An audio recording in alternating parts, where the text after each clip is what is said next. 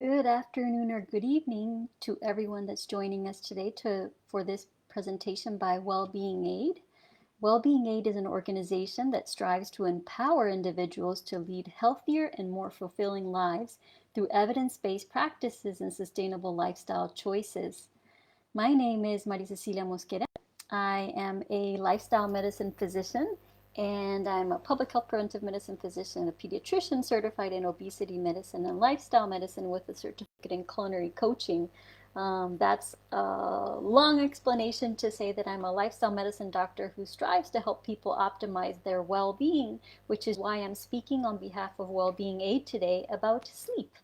So today's session is titled, Can Sleep Make You Sick? And what can you do about it? So thank you for joining us for tonight's conversation about sleep, which is being held on the occasion of World Sleep Day, which falls on March 15th, 2024. So today's session will be about an hour. It will be divided into 4 parts. In the first part, we're going to talk about what is actually good sleep.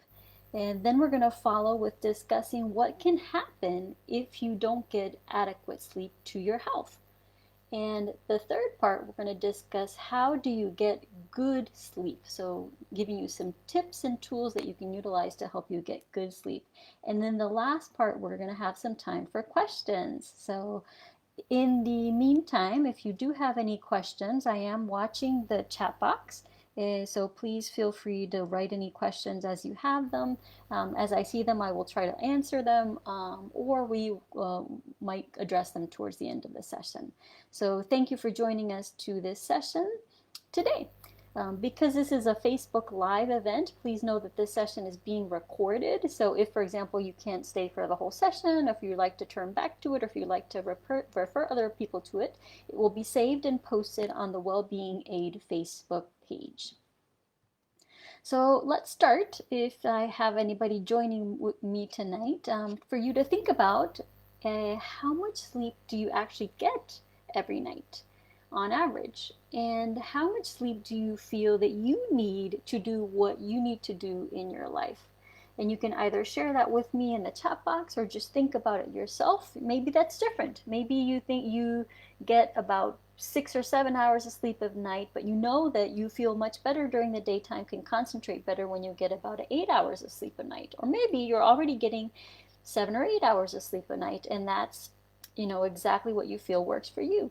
Um, think about it, because the conversation we're going to have today is going to be discussing this particular topic.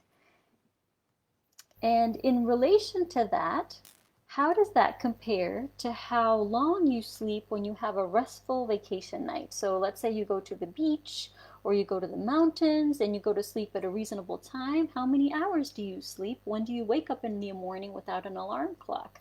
Not on a vacation where you're up late and partying, but on a regular one where you would go to sleep and be able to sleep without the pressures of a work day, for example, or family life in the morning. How does that compare to what's actually happening to your life right now? And think about what that may mean for how much your body actually needs and wants. So let's start with the first part of today's session, where we're going to be talking about what is good sleep. And good sleep in reality has 3 parts to it: how much you sleep, how well you sleep, and the pattern of your sleep. So let's start with how much do you sleep. On average, adults need about 7 to 9 hours of sleep per 24 hours. So let's say in one day and night, you need an average of about 7 to 9 hours, which averages out to about 8 hours of sleep every nighttime. Now you may be looking at that and saying, but I'm older, right? And I've heard that older people need less sleep. You might be saying, I'm sleeping 5 hours a night to 6 hours a night and I'm doing fine. Well, in reality, the recommendations for people that are 65 years and older are not that much different than the recommendations of what is needed by people that are 26 through 64 years of age. So you can see that the recommendation for 26 to 64 years of age is 7 to 9 hours, whereas for 65 years or older, it's 7 to 8 hours. What's not enough for those who are 26 through 64 years of age is if you sleep less than 6 hours or more than 10 hours, is actually not adequate for your health. And if you sleep if you're 65 years of older, if you sleep less than 5 or more than 9, that's not enough. So even if you are older than 65, it actually isn't that your body needs much less sleep.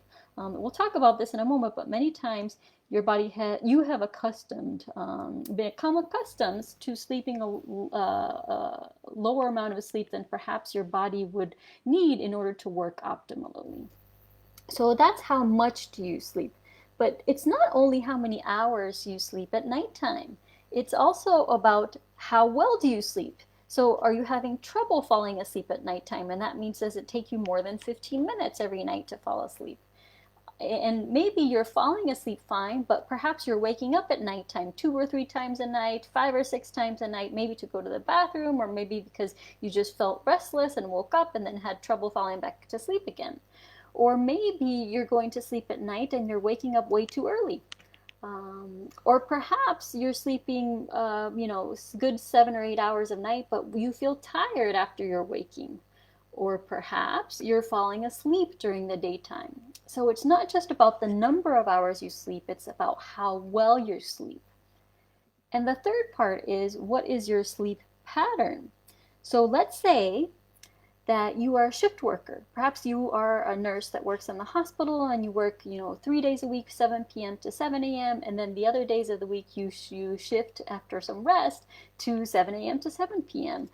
So your pattern of sleep is not consistent every night of the week. Or perhaps you are, the parent of children, and in your family, Monday through Friday, you might be sleeping, let's say, at a particular time. Let's say you go to sleep at 10 p.m. and you wake up at 6 a.m. But on the weekends, you go to sleep at midnight and you wake up at 10 a.m. That's a different sleep pattern during the weekends versus weekdays.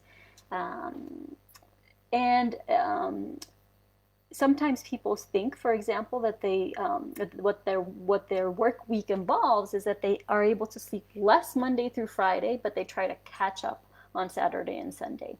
So those are different sleep patterns where your pattern of sleep is not consistent from Monday, Tuesday, Wednesday, Thursday, Friday, Saturday, Sunday, and week after week. So not just how long do you sleep, how well do you sleep, but what is the pattern of your sleep across the week, for example. So that's the first objective of what are the different components of good sleep. So duration, pattern, and quality. So how much, how well, and what's the pattern of your sleep. But now we're going to shift to, so what happens, for example, if you are not getting adequate sleep? The title of this session was called, Can Sleep Make You Sick? And we're going to start with a couple of health problems that can actually develop in relationship to poor sleep. So first is, poor sleep can impact your heart. So the information I'm sharing with you here is based on studies. Many of them are systematic reviews that look at a whole variety of studies that have been done in different people. One of which showed that sleeping less than 6 hours per day, if you compare that to people who sleep 7 to 9 hours per day, that increased your risk of developing high blood pressure. And if you sleep less than 7 hours per day, that increased your risk of heart disease. So high blood pressure and heart disease if you sleep less than an optimal amount per day. In addition, there are other sleep disorders such as obstructive sleep apnea, which increase your risk of both high blood pressure and heart disease. So I'm not sure if you've thought about this before, but if you have high blood pressure, one of the things that you might need to look into is also sleep. Many people consider, whether they had family members who had high blood pressure, whether they have stress in their lives, but maybe they don't think about how long they're sleeping at nighttime and whether that's impacting their blood pressure. So sleep can impact your heart, particularly poor or inadequate sleep.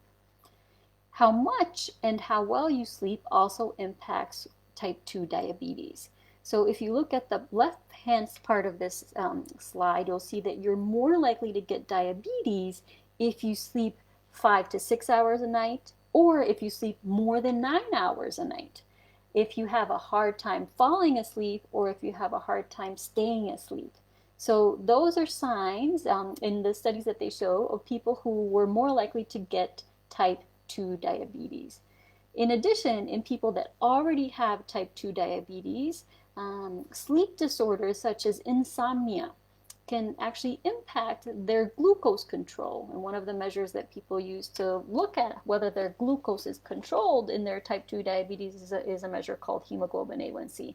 So how much and how well you sleep can impact whether you actually end up with diabetes, and also if you have diabetes, how well you can manage your glucose. So perhaps if you have type 2 diabetes, you've been thinking about what you eat.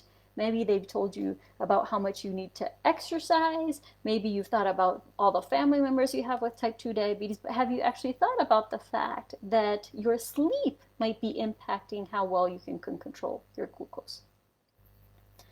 So that was your heart and type 2 diabetes. And now we're going to shift to your weight and obesity, which is also impacted by poor sleep. So poor sleep leads you to eat more, and sleeping too little increases your risk of gaining weight and of obesity. So like in the other topics of health that I've mentioned, many people think about with obesity and gaining weight, oh gosh, I have to think about what I'm eating and I have to exercise more, and oh, my family has a history of obesity. But also it's important to think about that poor sleep or sleeping too little can actually impact your weight and obesity. And just to give you an example, that sleep doesn't only impact your physical well-being, but there are many aspects of mental well-being that are impacted by poor sleep. Perhaps you might recognize some of the alterations in your mood that happen if you've had a poor night's sleep. I can say for myself, if I sleep less than 8 hours a night, I'm going to be more cranky the next morning. My mood is going to be altered. I'm going to be more quick to react. But there are true aspects of mental well-being that are affected by poor sleep. One of which I'm giving you an example here is depression. So poor sleep is related to depression in children and youth, in adults and in older adults. So that means that if you have poor sleep, actually in many of the studies there's what's called a bilateral relationship. So that means that if you have poor sleep, you're more likely to have depression, and also if you have depression, you're more likely to have poor sleep. So sleep is not just related to physical well-being, it's also related to many other aspects of mental well-being. I'm only giving you one example here just to highlight that sleep in reality is a topic about which we often don't discuss. This is not something that you may be discussing with your, let's say, your doctor, but it's something that is important across many aspects of your physical and mental well-being. So sleep, or inadequate or poor sleep, can in fact make you sick. As we talked about, some examples are it can affect your heart, type 2 diabetes, your risk of obesity, as well as your mental well-being, with a specific example that I gave you of depression. So that was our second learning objective. And now we're actually going to shift to the fun part, some tips on what do you do to get good sleep. We've talked about how sleep can actually impact your health. So we want to do everything possible to optimize our sleep in order to make sure that we can optimize our health. So what's important to recognize is that sleep is not just the consequence of one thing going well in your day. It's actually a balance that depends upon your mental well-being, how much you drank water or other fluids, whether you drank alcohol, what the light was in your ambient environment, so in your room when you were trying to go to sleep at nighttime, as well as during the daytime, how much salt you had, what the temperature of the room is when you're trying to go to sleep, whether you take any medications, whether you exercise and at what time you exercise, what food you eat, the noise in the environment, the schedule that you have for sleep every day and the pattern of your schedule, and as well as I mentioned, hydration of water. So that sounds like a lot, right? I don't know if you've ever thought about the fact that the quality of your sleep, how well you sleep, depends on so many factors. And it really is a balance, because if one or several of those are impacted, that can start tipping your sleep to go in a direction where perhaps you don't want it to go. And the conversation we're having today, perhaps you get great sleep every night, and you don't really have any sleep issues. But it's important to think about what we're discussing today is that if one of these gets affected, you can start highlighting which one might be leading you to have to sleep less well than you have before. Or perhaps you are not sleeping well at nighttime. And so this conversation, this slide here gives you some ideas of some of the things you might want to consider. And we're going to go into each one of these in detail so you can have some information about them. So we're going to talk about what can you do to sleep well. And we're going to discuss first how you can prepare your routine and environment to assist yourself in getting optimal sleep. And then we're going to describe some tested tools that you can use to help you with sleep. So let's start with how do you prepare your routine and also your environment. So routine, one of the things that's important is your body has a rhythm that's called a circadian rhythm, and that depends on a variety of things, some of which is your exposure to sunlight. So it's actually important to get daytime exposure to sunlight that can help impact how you sleep at nighttime, something that often we don't realize. Many of times you've heard that napping during the daytime can impact how well you sleep at nighttime. And so the recommendations and studies show that if you do nap, it's better to nap less than 30 minutes and before around 5 p.m. in the evening, if you have a regular bedtime that's in the later evening. So the routine sunlight and napping exposure can impact how well you sleep at nighttime. So try to get some sunshine during the daytime. And at nighttime, your body, as I said, works on a rhythm. So having this around the same sleep and wake times every night, if possible, is optimal for your body. Now, if you're a shift worker, that's not difficult to do and not easy to accomplish. But if you have the possibility to go to sleep around the same time every evening, including weekdays and weekends, that's the optimal way to help your body have its pattern and its routine, its rhythm of sleep. Another thing that helps to be part of your routine is to have a time before you go to sleep where you have a wind down routine, where you wind down and prepare your body. Your body starts recognizing that it's time or close to the time to go to sleep.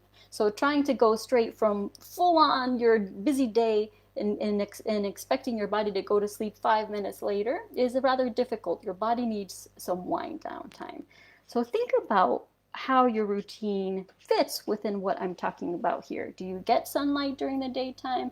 How are you napping several hours? Do you sleep you go to sleep around the same time and wake up around the same time every day? And do you have a routine to wind down? So that's about your routine. Now let's talk a little bit about food.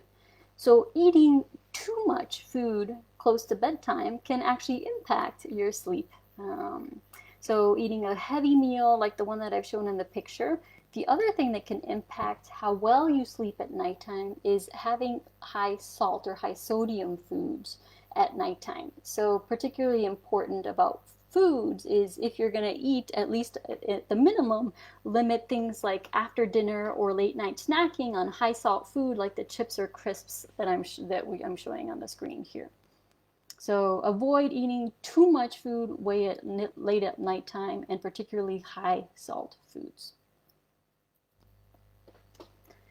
So we talked about food, but it's also important to talk about what we drink. Another thing that can actually impact how well you sleep at nighttime is your level of hydration. So how much water, for example, are you drinking during the daytime? And a particular time of the day that's been shown to be important in how your hydration level can impact or improve your sleep is staying hydrated, particularly in the late afternoon of the day. So if you're like me, that you're always forgetting to drink enough water, have your water bottle with you during the daytime, and make sure that if you haven't had much to drink and it's around 3, 4 p.m., 5 p.m. of the afternoon, make sure that you try to drink as much as possible. Besides water, another thing that's important to consider is eliminating nighttime caffeine within approximately 3 hours of bedtime and trying to limit the amount of daytime caffeine that you have. Now, I know people who can drink coffee, caffeine containing things all day long, and that doesn't impact their sleep at nighttime. So that's great if that's you.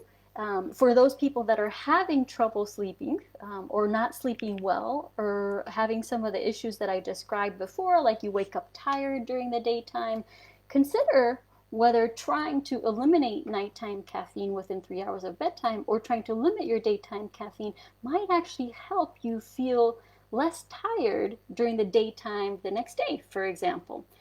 It could be a test that you try out to see if that improves how you're feeling, because maybe you go to sleep, don't have any trouble falling asleep, don't have any trouble waking up, but maybe the quality of your sleep at nighttime is being impacted by your caffeine, even if you think your body is used to it. The same goes for alcohol. So drinking alcohol within 3 hours of bedtime impacts the quality of your sleep at night. So perhaps you say, oh, well, I can have a couple of beers and go to sleep within an hour after that. And, I go to sleep at 11 p.m. and I wake up at 7 a.m. So I sleep fine. Well, the quality of your sleep might be impacted by alcohol. So this is for those people that are having issues with sleep or having any of the symptoms that I described before, to consider if one of these things are the things that you might want to address.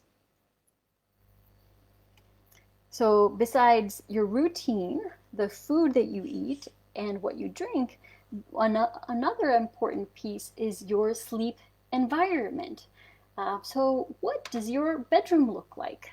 Think about it. Maybe you're in your bedroom right now, or you can think about how comfortable is the place that you sleep, because the comfort of your bed can impact how well you sleep. What is your environment like, particularly as you're winding down in your routine? Do you start to lower the lights and make your body realize that it's getting close to time to sleep? Are you able to shut off the light? For example, some people can't. Some people live, let's say, in an apartment building where they have a street lamp right in front of their window and they haven't been able to block it.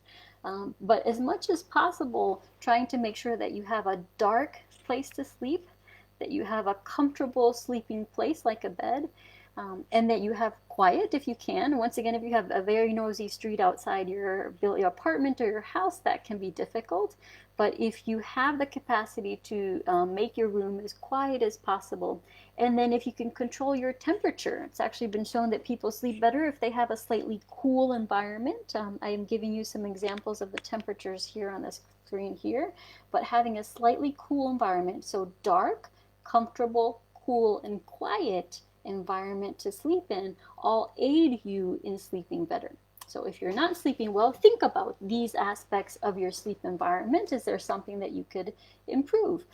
For example, I'll just say before we move on to this next thing, saying this, for example, if you don't like it too cool, or you feel like having your bedroom too cool is difficult, it's better for your body and from the sleep perspective for the room to be a little bit cool, but you can put warm socks, for example, on your extremities and sheets. That can also help you sleep better. So think about your sleep environment.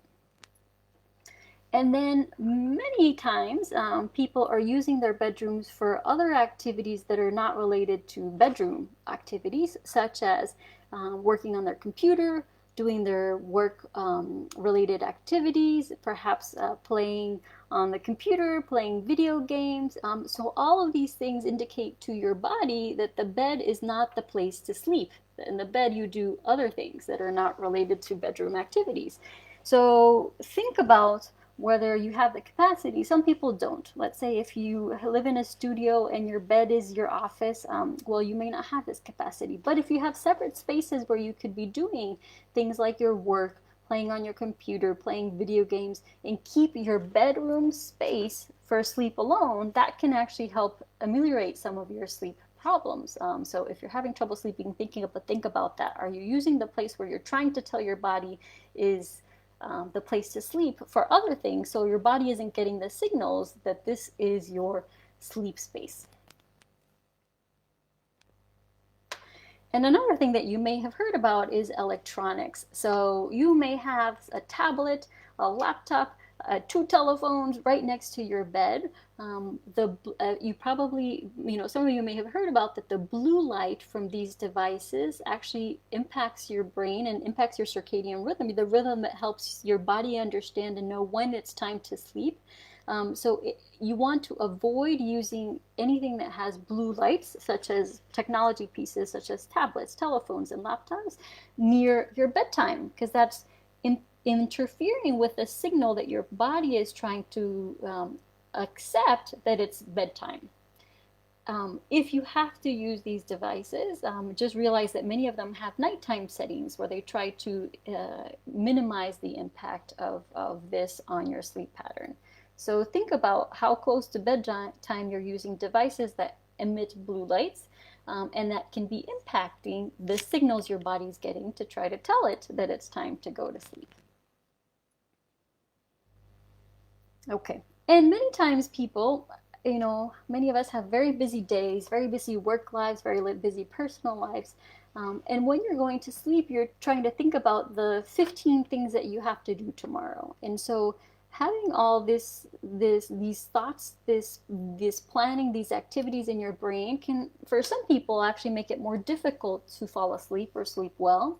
And so one of the things that's been shown is that if you plan for some worry time, so let's say you know that for the last, within the hour before bedtime, you're going to take a few minutes to write down all the things that are running through your head that you have to do. So you keep a little, notepad next to your bed, and whenever you think of something that you have to do, let's say, oh, I forgot I have to go to the dry cleaners tomorrow, you just jot it down on that little notepad next to your bed, and getting it out of your head and down on paper and knowing that tomorrow morning you're going to look at this list and remember that can actually help your body wind down and go to sleep, because you're not trying to remember that you have to go to the dry cleaners tomorrow. You put it down and you're going to look at your to-do list tomorrow morning.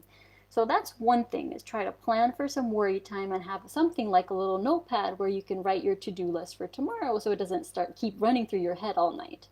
The other thing is gratitude journaling. So having a little journal where you think about at the end of the day, what you were grateful for during that day. If you were grateful for the sunshine, or for the 10-minute walk that you were able to take, during your lunch break, or for the hugs from your child, whatever you're grateful for, if you write down 3 things that you're grateful for at the end of the day, that can actually put you in the mind frame and the mood that can assist you to go to sleep. It actually can help with other aspects of your well-being, mental well-being as well.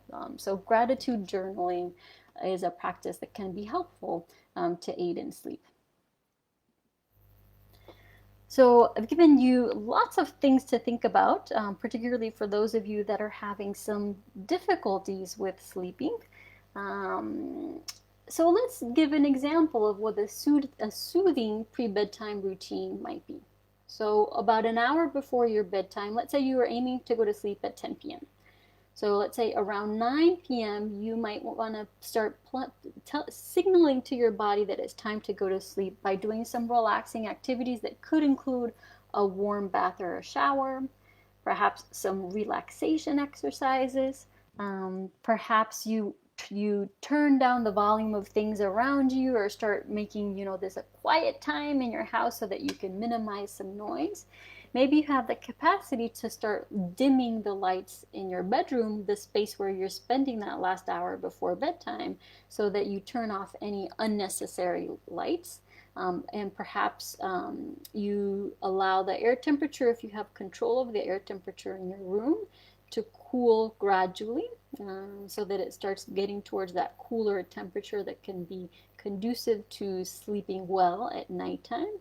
And you perhaps start getting ready whatever bedding you need to assure that your extremities are warm, even if the pool is cold, because as I mentioned, having warm extremities like your feet can help you sleep better at nighttime.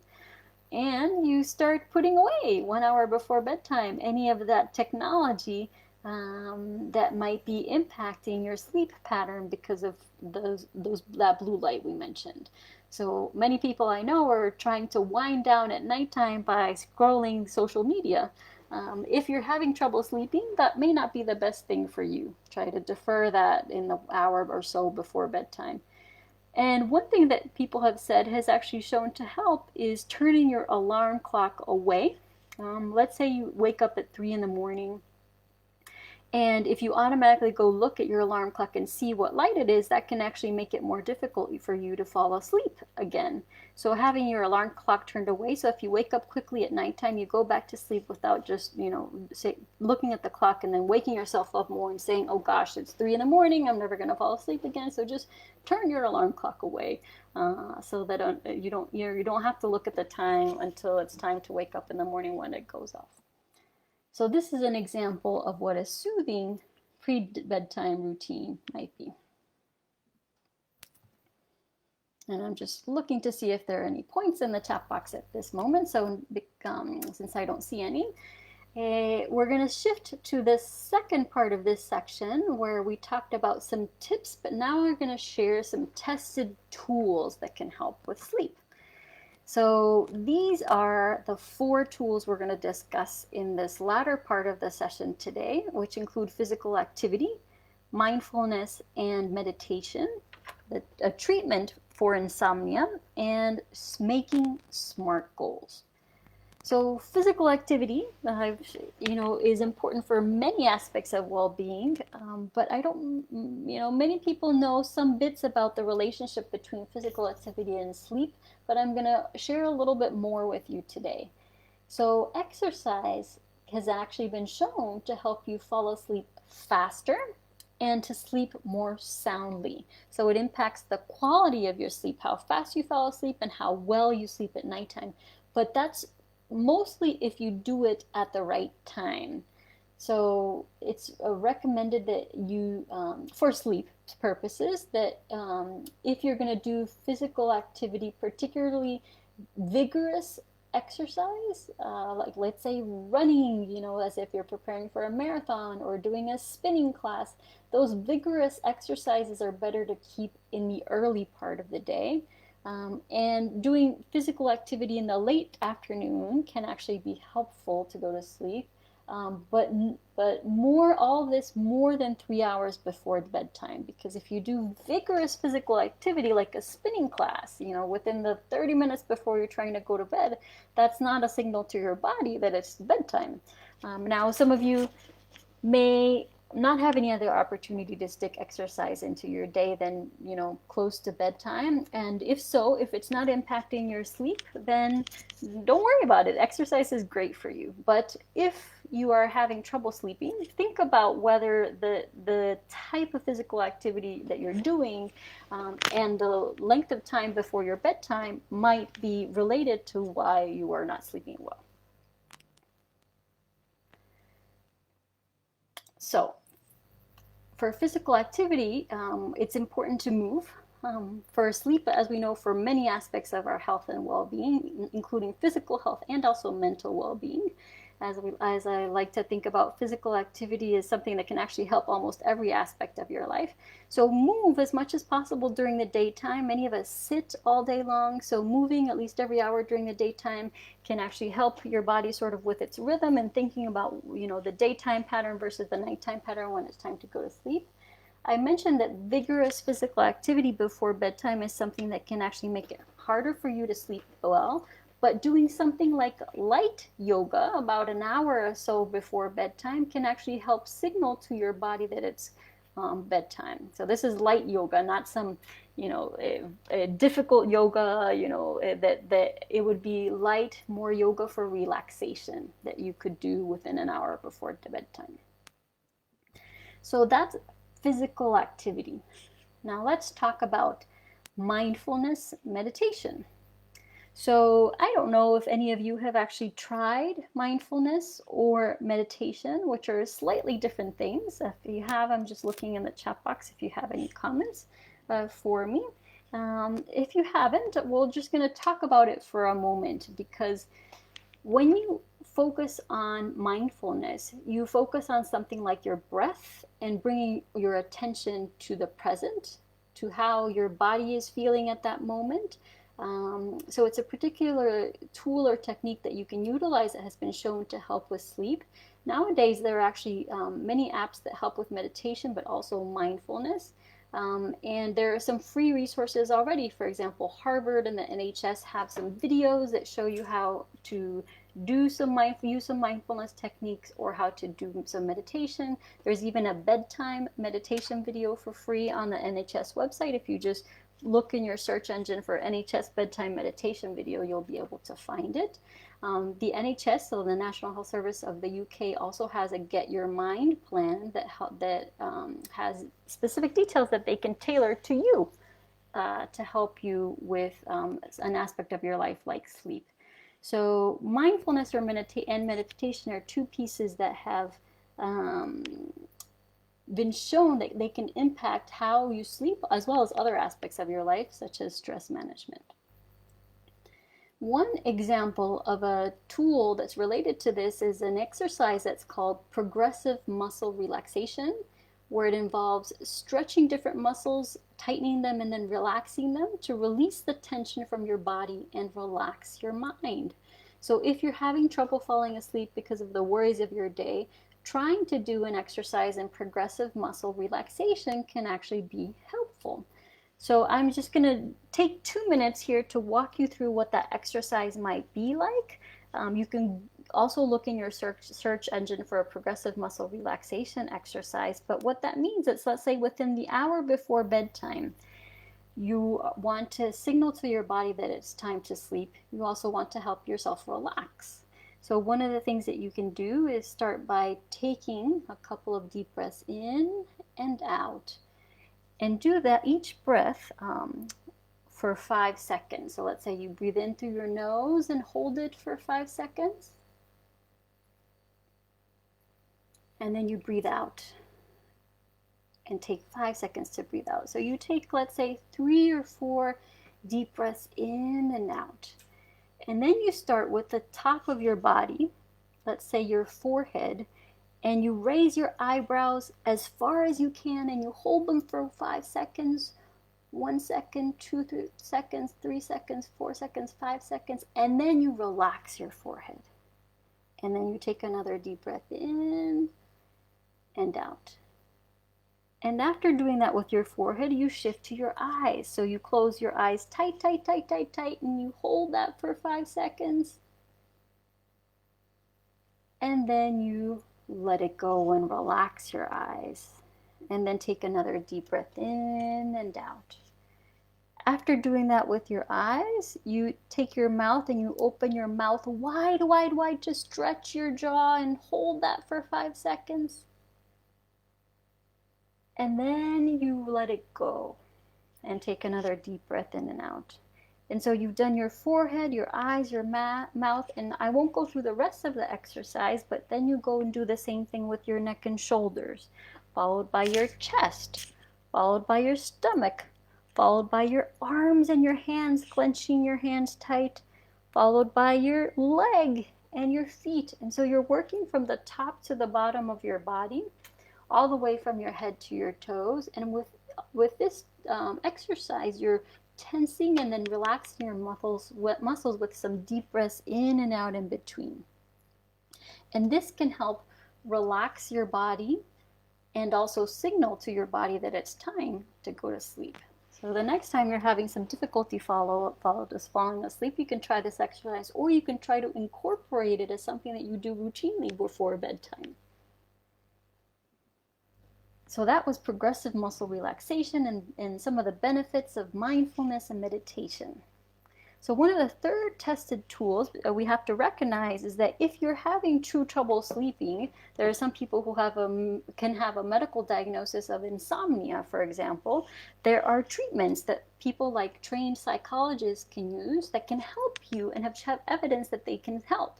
So one of them is called CBT, or cognitive behavioral therapy. So just know that if you truly are having trouble sleeping and can't figure out how to make it better, just know that you can reach out to a health professional like a psychologist. You can talk to your doctor for recommendations, but know that there are tested therapies like CBT or cognitive behavioral therapy that can help. So the last tip and tool that we're going to talk about today is setting SMART goals. Now, if you watch some of my other sessions or our other well-being aid sessions, you may have already heard me talk about SMART goals. It's a way of setting goals that can help make it more achievable, it can help you actually meet your goals. So let's say you have some sleep goals. Here on the screen right now are some examples of some. Maybe you feel like, oh, you want to sleep better. Or you've been having trouble sleeping through your night, so one of your goals is you just want to figure out how to sleep through the night without waking up. A third one might be that you want to wake up feeling refreshed and not feel tired during the daytime. So these are general goals, but if I were to ask you exactly how are you going to achieve each one of these particular goals, the way that they're written, wouldn't tell me exactly what you're doing, which means that it would make it harder for you to achieve it. So setting a SMART goal, SMART is an acronym. That means that the letter S, M, A, R, and T stand for the beginning of other words. And if you see them, they're described here on the screen. It's not important for you to remember what the words are. They happen to be specific, measurable, achievable, realistic, and time-based. But all that really means is that you set a sleep goal in this example, that's SMART, that has all the details that tell you what you need to do to make it easier for you to achieve it. So in this example I'm giving you here, it says, I will do a 5-minute bedtime meditation 45 minutes before bedtime on Monday, Wednesday, and Friday of next week. So and let's say you're starting on Monday. So it tells you when you're going to start, how long you're going to do it, which is going to be 1 week. It tells you exactly what you're doing. So you're doing a 5-minute meditation within the hour before bedtime, and that you're going to try it on Monday, Wednesday, and Friday of next week, because you know that's realistic for you, because Tuesdays and Thursdays are really busy because you have to take your child to their dance practices. So this says specifically what you're going to do. You're going to be able to measure whether you accomplished it, because at the end of next week, you're going to reassess what happened. And you're going to be able to tell whether on Monday, Wednesday, or Friday you actually did your meditations. It's achievable because you happen to know that those 3 days are going to work for you. It's realistic because you're not saying I'm going to do a 60-minute meditation every day for the next 6 months. You've chosen something that's realistic for you to accomplish, and it's time-based. You say when you're going to start it and how long you're going to do it. When you're setting SMART goals, it can be helpful if you set a goal that's only about 1 or 2 weeks long. Because what's really important about SMART goals is that you try the goal for that week, and then at the end of the week you reassess it. You see what happened. Did you meet any obstacles? It doesn't actually matter as much as if you met your goal as if you encountered any obstacles. You think about them and you try to figure out how to overcome them. And then the week after that, when you set a new SMART goal, you may need to adjust your SMART goal accordingly. For example, let's say you weren't able to meet it on Monday, Wednesday, and Friday because your daughter now has a dance class on Wednesdays. So you need to change your goal so that it's only on Mondays and Fridays. So every week you adjust your goal and you learn from your experiences, your obstacles, think about how to overcome them, modify your goal for whatever works for you. Let's say meditation is not working for you because you didn't like the exercise you found and you want to try something different, like doing 10 minutes of yoga before bedtime. So that's okay. Just take it week after week, SMART goal after SMART goal. Make sure you put the details in it that are going to make it more helpful for you to actually achieve your goal. So if you have any thoughts on SMART goals, maybe you're thinking about something that you want to try to achieve and you want some help thinking about how to phrase your SMART goal, feel free to use the chat box for that. I'm looking right now, I don't see any comments yet, but if you think about it, feel free to add it to the chat box. So we've given you a lot of information about what is good sleep.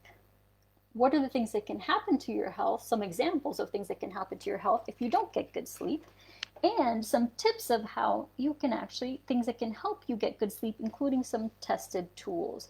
So what do you do now? Well, you can start, as I said before, by setting a SMART goal. You're not going to want to change everything I talked about today. You're going to want to start with one thing at a time, for example, highlighting things that you feel like might be an issue for you. So take it small. And remember that the goal is progress, not perfection. Every little step in the right direction helps. So if you're not able to change all of the things we're talking about, even though you think that they might be impacting your sleep, changing one thing at a time in a SMART goal format, for example, can help. Can start help your sleep moving in the direction that you want it to go. And remember that you can always talk to your doctor. That's what they're there for. They can perhaps give you some suggestions, give you some ideas, and remember that they can also, for example, refer you to somebody who's trained in CBT if you're having something difficult with sleep like insomnia. So we've reached the end of the session today. I just want to summarize quickly before we go into a couple of next things, that it's important not only to think about how long you sleep, but how well you sleep and your sleep pattern. To remember that sleep it can actually impact things like heart disease, hypertension or high blood pressure, your type 2 diabetes, not only the chance of you getting it, but your management of your glucose, as well as your risk of obesity and depression, among other health issues. Those are only some examples that I give you, but there are others as well. So sleep is important, but you can use some tools like physical activity, mindfulness meditation, and setting SMART goals to help you optimize your routine and environment to help you get restorative sleep. And remember that this presentation gives you some tips on how to do that exactly for your routine and environment that you can always refer to back later because the presentation is being recorded. So if you have watched this presentation and want to thank you, please do know that there is a feedback form. We welcome very much receiving your feedback because we want to continue to improve our presentations. I've put the link on the event page, and once this presentation today gets posted on the Wellbeing Aid Facebook page, I will also add that link to the post where the video is going to be placed on the Facebook page. And if you're here with me today, I don't see any comments yet on the chat box, but even if you're here with me today or not, think about what you've just heard in this presentation and what is one thing you're going to take with you from today's session, and try that, maybe in the format of a SMART goal. If you're watching this today, the day of this presentation, know that on the 3rd of April, Wellbeing Aid is going to be having its next webinar, which will be held at 7 to 7:30 p.m. Cyprus time. It's going to be called How to Eat More, Yet Be Healthier. So please we will look forward to joining us during that session. It will also be streamed live on the Wellbeing Aid Facebook page. And here are some resources and references that you'll be able to turn to at the end of this webinar. And I am going to look to the chat box again to see if there are any questions. Just give you a moment to put those through. And while you're putting up those questions, if you don't have any questions, I do want to thank you for your time today, for joining us for this session. Or if you didn't join us live, I want to thank you for taking the time to watch this session today. We are grateful that you've joined Wellbeing Aid in this session today, and I'm just going to double check for those of you that are here if you do have any questions yourself. If not, I thank you and I wish you a great rest of your day or evening. And I will hang out here about just a few seconds more to just make sure I catch anybody that has any particular questions for me today. And I'm just looking on the chat box to see if I see anything.